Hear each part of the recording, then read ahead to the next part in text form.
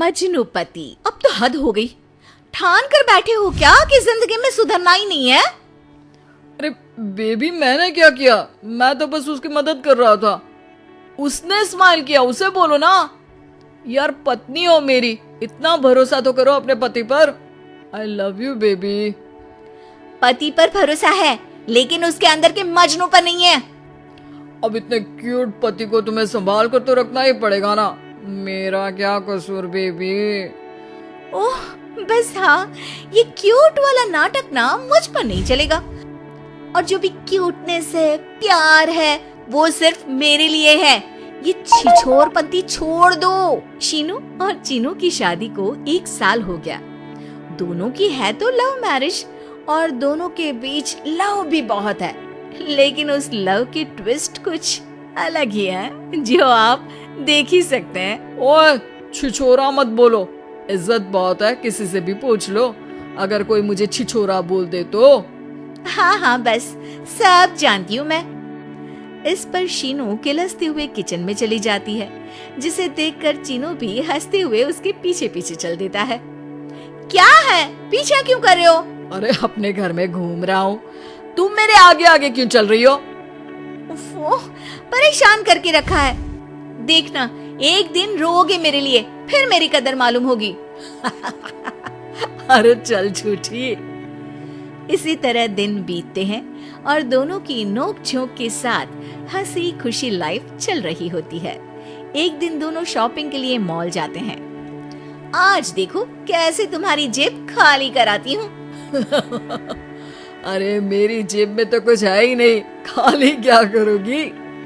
Account में तो है ना। अरे ठीक है, जा शीनू जा, जी ले अपनी जिंदगी। मैं वॉशरूम होकर आता हूँ। चीनू वहाँ से चला जाता है और शीनू ज्वेलरी शॉप में जाती है, लेकिन वहाँ कोई भी उसकी बात तक सुनने को तैयार नहीं होता। अरे यार, मैं भी कस्टमर हूँ, मुझ पर कोई ध्यान क्यों नहीं दे रहा? इतने में चीनू भी वहाँ आ जाता है। करा लिया अकाउंट खाली? कहाँ? देखो ना, कोई मेरी बात तक नहीं सुन रहा, सब बिजी हैं। ऐसा क्या? Excuse me, can you please? Chinu के इतना बोलते ही अटेंडेंट तुरंत उसके पास आ जाती है, जिसे देखकर शीनू हैरान रह जाती है। हैरान तो ऐसे हो रही हो जैसे अपने पति को जानती ही नहीं। हाँ हाँ बिल्कुल, मजनू को कैसे भूल सकती हूँ, पर मजनू अब शादीशुदा है ये मत भूले। शीनू अपनी शॉपिंग कंटिन्यू करती है और कुछ देर बाद सारी शॉपिंग खत्म करके दोनों कॉफी पीने जाते हैं, जहाँ चीनू को रिया मिलती है, जो मिलती ही चीनू को गले लगा लेती है। ओह हाय चीनू, कितने टाइम बाद देखे। आज भी बिल्कुल वैसे ही क्यूट हो, जिसे देखते ही दिल फिसल जाए। इस पर चीनू शीनू को देखकर तुरंत रिया को दूर करते हुए कहता है, अरे रिया, मीट माय वाइफ शीनू। और शीनू, ये रिया है, कॉलेज फ्रेंड। अच्छा, शादी कर ली? ओके, मैं चलती हूँ, बाय। कॉलेज के मजनू, सब जानती हूँ कौन सी फ्रेंड है। वैसे वो मजनू वाली हरकतें आज तक बंद नहीं हुई ना।